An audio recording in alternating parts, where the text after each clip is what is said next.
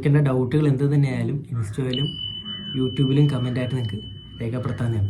പുതിയൊരു വീഡിയോയിലേക്ക് എല്ലാവർക്കും സ്വാഗതം. ഇന്നത്തെ നമ്മുടെ വീഡിയോ എന്ന് പറയുന്നത് വലിച്ചു നീട്ടേണ്ട കാര്യം എന്താണെന്ന് വെച്ചാൽ പെട്ടെന്ന് തന്നെ പറഞ്ഞേക്കാം. അതായത് പുതുതായിട്ട് ഓടാനിറങ്ങുന്ന ഓട്ടോറിക്ഷക്കാർ ശ്രദ്ധിക്കേണ്ട കുറച്ച് കാര്യങ്ങളൊക്കെ ഉണ്ട്. എനിക്ക് ഇൻസ്റ്റയിൽ ഇപ്പം ഒരു കൂട്ടുകാരൻ മെസ്സേജ് അയച്ചു. നമ്മുടെ ആലപ്പുഴ ജില്ലയിലുള്ളതല്ല, വേറെ ജില്ലയിലുള്ളതാണ്. ഒരു ഓട്ടോ എടുത്ത് ഓടിയാൽ കൊള്ളാമെന്നുണ്ടായിരുന്നു എന്ന് പുള്ളി എൻ്റെ അടുത്ത് പറഞ്ഞു. പുള്ളി വേറെയുള്ള ഫീൽഡിൽ വർക്കൊക്കെ ചെയ്തിട്ടുള്ളതാണ്. പുള്ളി എന്തൊക്കെ ചെയ്തിട്ടും ശരിയാകുന്നില്ല. അപ്പോൾ എൻ്റെ അടുത്ത് അഭിപ്രായം ചോദിച്ചു ഓട്ടോറിക്ഷ ഓടുന്നതിനെ പറ്റി എന്തൊക്കെയാണ്. അപ്പോൾ ഞാൻ കുറച്ച് കാര്യങ്ങളൊക്കെ പുള്ളി എടുത്ത് പറഞ്ഞു കൊടുത്തു. അപ്പോൾ ഞാൻ ഓർത്തെന്നാൽ ബാക്കിയുള്ളവർക്കും കൂടി ഇത് ഹെൽപ്ഫുൾ ആകട്ടെ എന്ന് വിചാരിച്ചിട്ട് അതൊരു വീഡിയോ ആയിട്ട് നമുക്ക് ചെയ്യാമെന്ന് വിചാരിച്ചു. നിങ്ങളുടെ വീടിൻ്റെ അടുത്ത് തന്നെ ഓട്ടോറിക്ഷ സ്റ്റാൻഡ് ഉണ്ടെങ്കിൽ അവിടുത്തെ അന്തരീക്ഷം എങ്ങനെയാണ് നിങ്ങൾ കണ്ടത് മനസ്സിലാക്കുക. പിന്നെ ഓട്ടോറിക്ഷ സുഹൃത്തുക്കൾ ആരെങ്കിലും ഉണ്ടെങ്കിൽ ചോദിച്ച് നമുക്ക് മനസ്സിലാക്കാനെയാണ് അതിൻ്റെ കാര്യങ്ങളൊക്കെ എങ്ങനെയൊക്കെയാണെന്നൊക്കെ കുറച്ച് ചോദിച്ച് നിങ്ങൾക്ക് മനസ്സിലാക്കാം. പിന്നെ ഓരോ സ്ഥലത്തും ഓരോ രീതിയിലുള്ള പെർമിറ്റാണ്. അപ്പോൾ അതനുസരിച്ചാണ് ഓടുന്നത്. ഇപ്പോൾ ആലപ്പുഴ പെർമിറ്റ് എന്ന് പറഞ്ഞാൽ അറിയാമല്ലോ, നമുക്ക് ഇന്ന സ്റ്റാൻഡിൽ നിന്ന് ഇന്ന സ്റ്റാൻഡിലോട്ട് പോയി കഴിഞ്ഞാൽ അവിടെ കയറ്റിയിടുക, അവിടെ നിന്ന് അടുത്ത സ്റ്റാൻഡിലോട്ട് പോയി കഴിഞ്ഞാൽ അവിടെ കയറ്റി വണ്ടി ഇടുക. അങ്ങനെ ഓരോ സ്റ്റാൻഡും പിടിച്ചിട്ട് 10-85 സ്റ്റാൻഡ് മേളം ഉണ്ടെന്ന് എനിക്ക് തോന്നുന്നു ഏകദേശം. നമുക്ക് ഈ സ്റ്റാൻഡിലെല്ലാം പിടിക്കാം. നമുക്കൊരു ഭാഗ്യമായിട്ടാണ് അത് കാണുന്നത്. ഓരോ ജില്ലകളിലും ഓരോ രീതിയിലുള്ള പെർമിറ്റുകളായിരിക്കും അവിടുത്തെ ഓട്ടോറിക്ഷക്കാർക്ക് കിട്ടുന്നത്. അപ്പം നിങ്ങളുടെ അവിടുത്തെ അന്തരീക്ഷം വെച്ചിട്ട് നിങ്ങൾ ഈ ഓട്ടോറിക്ഷ ഫീൽഡിലോട്ട് വരാൻ ശ്രമിക്കാവുള്ളൂ. അതായത് നിങ്ങൾക്കത് ഓടിയിട്ട് അതിനകത്ത് നിന്ന് വരുമാനം കിട്ടണം.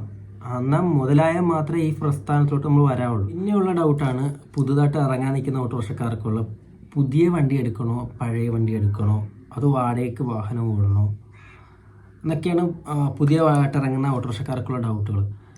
എൻ്റെ അഭിപ്രായത്തിൽ പറയുകയാണെങ്കിൽ ഒരു സെക്കൻഡ് വാഹനം എടുത്ത് ഓടുന്നതായിരിക്കും ഉചിതം, അല്ലെങ്കിൽ ഒരു വാടക വാഹനം എടുത്ത് ഓടുന്നതായിരിക്കും ഉചിതം. പുതിയ വണ്ടി എടുത്ത് പുതുതായിട്ട് ഓട്ടോറിക്ഷ പ്രസ്ഥാനത്തിൽ വരുമ്പോൾ ഒരുപാട് പ്രയാസങ്ങൾ അനുഭവിക്കേണ്ടി വരും. ഈ ഓട്ടോറിക്ഷ പ്രസ്ഥാനം എന്ന് പറയുമ്പോൾ തന്നെ പല ആൾക്കാർ, പല ഓട്ടോറിക്ഷക്കാർ. അപ്പോൾ അവരുടെ നിന്ന് വരുന്ന വാക്കുകളൊക്കെ ഭയങ്കര മൂർച്ചയേറിയ വാക്കുകളായിരിക്കും. നമുക്ക് പ്രയാസം വരും. ചിലപ്പോൾ നമുക്ക് അറിയാവുന്ന ഓട്ടോറിക്ഷക്കാർ തന്നെയായിരിക്കും. നമ്മൾ ഈ ഓട്ടോ ഫീൽഡിലായിട്ട് ഓട്ടോറിക്ഷക്കാരായിട്ടൊക്കെ ഒന്ന് മെരുങ്ങി വരാൻ വേണ്ടി കുറച്ച് സമയം എടുക്കും. അപ്പം നമുക്ക് പറ്റുന്ന ഒരു സെക്കൻഡ് വാഹനം എടുത്ത് ഓടാൻ ആദ്യം നോക്കും ഒന്നാമത്തെ കാര്യം. അത് കഴിഞ്ഞല്ലെങ്കിൽ വാടക വണ്ടി എടുത്ത് ഓടുക. അത് കഴിഞ്ഞ് നിങ്ങൾക്ക് എല്ലാ രീതിയിലും ഓക്കെ, അവിടുത്തെ അന്തരീക്ഷം, നിങ്ങളുടെ സ്റ്റാൻഡും അവിടുത്തെ പെർമിറ്റും എല്ലായിട്ടും നിങ്ങൾ ഓക്കെ ആണെങ്കിൽ മാത്രം, നിങ്ങൾക്ക് കോൺഫിഡൻസ് ഉണ്ടെങ്കിൽ മാത്രം പിന്നീട് നിങ്ങൾക്ക് ഒരു പുതിയ വണ്ടിയിലോട്ട് നിങ്ങൾക്ക് മാറാമെന്ന്. ഓട്ടോറിക്ഷ പ്രസ്ഥാനത്തേക്ക് വരാൻ പറ്റിയ മാസം എന്ന് പറഞ്ഞാൽ വെക്കേഷൻ ടൈം തന്നെയാണ്, പിള്ളേരുടെ വെക്കേഷൻ ടൈം. ഇപ്പോൾ ഡിസംബർ ഇത് ഇപ്പോൾ നടന്നുകൊണ്ടിരിക്കുന്ന എല്ലാം സീസൺ ടൈമാണ് കേട്ടോ. ഇപ്പോൾ ഇവിടെ ഓടിക്കൊണ്ടിരിക്കുന്ന സീസൺ ടൈമിൽ ഞാൻ ഇപ്പോൾ ഓടിക്കൊണ്ടിരിക്കുന്നതാണ് 2000 തൊട്ട് 3000 അങ്ങനെയൊക്കെ കയറി ഇറങ്ങിയൊക്കെ വരും. അതാണ് ഓടിക്കൊണ്ടിരിക്കുന്നത്. ഇപ്പോൾ എറണാകുളം വെച്ചൊക്കെ ആണെങ്കിൽ, എറണാകുളത്തുള്ള ഓട്ടോക്കാരാണെങ്കിൽ 3 രൂപ 4 രൂപ വരെ ഓടുന്ന ഓട്ടോറിക്ഷക്കാരൊക്കെ ഉണ്ട്. പിന്നെ 1500 രൂപ അങ്ങനെയൊക്കെ ഓടുന്നവരും ഉണ്ട്. അത് ഓരോ ആൾക്കാർ ഓടുന്ന ശൈലി ഓരോ രീതിയിലായിരിക്കും. ചില ആൾക്കാർ കടകൾ വിടും, കടകളെ ഡിപ്പെൻഡ് ചെയ്ത് ഫോക്കസ് ചെയ്ത് ഓടുന്നവരുണ്ടായിരിക്കും.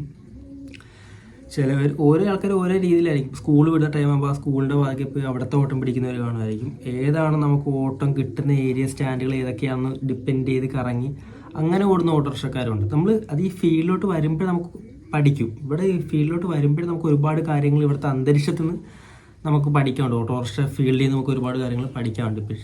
അതുകൊണ്ടാണ് ഞാൻ പറഞ്ഞത്, നമ്മളൊരു പുതിയൊരു വാഹനം എടുക്കുന്നതായിട്ട് നല്ല എപ്പോഴും സെക്കൻഡോ അല്ലെങ്കിൽ വാടക വാഹനം എടുത്ത് ഓടി നമ്മുടെ ഓട്ടോറിക്ഷ അന്തരീക്ഷം നന്നായിട്ട് നമ്മുടെ സ്റ്റാൻഡിലെ പെർമിറ്റ് എങ്ങനെയുള്ളതാണ്, അങ്ങനെ അന്തരീക്ഷം മൊത്തത്തിൽ നോക്കിയിട്ട് മാത്രം നമ്മൾ ഈ ഫീൽഡിലോട്ട് വന്നാൽ മതി. ഞാനിപ്പോൾ നേരത്തെ എമൗണ്ടിൻ്റെ കാര്യം പറഞ്ഞല്ലോ. ഇപ്പം ഞാനിപ്പം ഓടുന്ന 2000 രൂപ 3000 രൂപയാണ്. ഇപ്പം എറണാകുളത്തെ ആൾക്കാർ ഇങ്ങനെയൊക്കെയാണ് ഓടുന്നത് എന്നൊക്കെ ഞാൻ പറഞ്ഞല്ലോ. ഇത് സീസൺ ടൈമിൽ മാത്രമേ നമുക്ക് ഇങ്ങനെ ഓടാൻ പറ്റത്തുള്ളൂ. ഇപ്പം നമ്മുടെ മത്സ്യത്തൊഴിലാളികൾ കടലിൽ പോകുന്നു, അവർക്ക് ചാകരമുള്ള സമയത്ത് അവർക്ക് പൈസ കാണത്തുള്ളൂ. അവരല്ലാത്ത സമയത്ത് അവർ ആ ബീച്ചിൻ്റെ അവിടെ സൈഡിലും ചീട്ടൊക്കെ കളിച്ചങ്ങനെ ഇരിക്കുന്നതാണ്. അതേപോലത്തെ ഒരു അവസ്ഥയാണ്.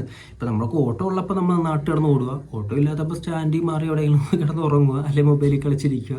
ഇതൊക്കെ തന്നെയായിരിക്കും നമ്മൾ ചെയ്തു വരുന്നത്. പിന്നെ അതുപോലുള്ള ഡൗട്ടാണ് ഏത് ഓട്ടോറിക്ഷ എടുക്കണം. സെക്കൻഡ് ആണെങ്കിലും വാടകയ്ക്കാണെങ്കിലും സെക്കൻഡാണ് കൂടുതൽ ആൾക്കാർ ചോദിക്കുന്നത്. സെക്കൻഡ് ഏത് വാഹനം എടുക്കണമെന്നാണ് കൂടുതൽ പേരും ചോദിച്ചു വരുന്നത്. സെക്കൻഡ് എന്ന് പറഞ്ഞാൽ നമ്മളിപ്പോൾ ഓടാനായിട്ട് ഇറങ്ങുവാണെങ്കിൽ നമ്മുടെ സ്റ്റാൻഡ് പരിസരത്ത് ഏത് വണ്ടിയാണ് ഏറ്റവും കൂടുതലുള്ളത് ആ വണ്ടീനെ എടുക്കാൻ നോക്കുന്നതായിരിക്കും ഏറ്റവും ഉചിതം. ഇപ്പം നമ്മുടെ ഇവിടെ മാർക്കറ്റിൽ അറിയാമല്ലോ, ബജാജിൻ്റെ ഉണ്ട്, ആപ്പ, TVS, ഒരുപാട് വണ്ടി. ഇപ്പോൾ ഞങ്ങളുടെ ഇവിടെ ആലപ്പുഴയിലെ കാര്യം പറയുകയാണെങ്കിൽ TVS എന്ന് പറയുന്ന ഓട്ടോറിക്ഷ എനിക്ക് ഭയങ്കരമായിട്ട് ഇഷ്ടമുള്ള ഓട്ടോറിക്ഷ. അതിൻ്റെ ഡീസലായാലും പെട്രോളായാലും നല്ലൊരു ഓട്ടോറിക്ഷ തന്നെയാണ് TVSൻ്റെ.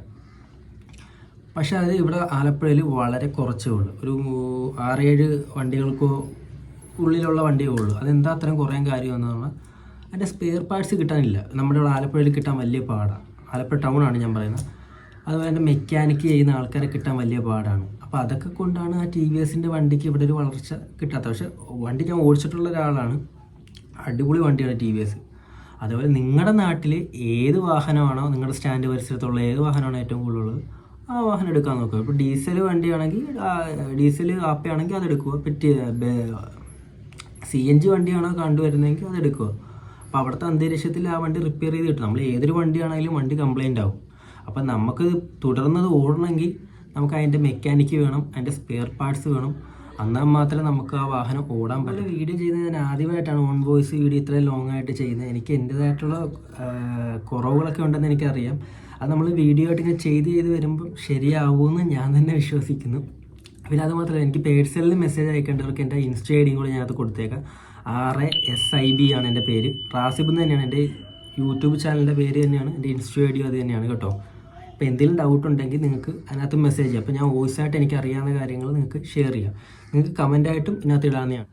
ഒരുപാട് കാര്യങ്ങൾ പറഞ്ഞ് നിങ്ങൾ വെറുപ്പിക്കുന്നില്ല. വീഡിയോ ഒരുപാട് ലെങ്തായി പോകും. അതുകൊണ്ട് ഓട്ടോറിക്ഷ വിശേഷങ്ങളും ഡ്രൈവർമാരുടെ വിശേഷങ്ങളൊക്കെ ആയിട്ട് നമുക്ക് അടുത്ത വീഡിയോയിലൂടെ കാണാം. നിങ്ങൾക്ക് അറിയാവുന്ന ചോദിക്കേണ്ട ഡൗട്ടുകൾ എന്ത് തന്നെയായാലും ഇൻസ്റ്റയിലും യൂട്യൂബിലും കമൻറ്റായിട്ട് നിങ്ങൾക്ക് രേഖപ്പെടുത്താവുന്നതാണ്. അപ്പോൾ നമുക്ക് ഉടനെ അടുത്ത വീഡിയോയിൽ കാണാം.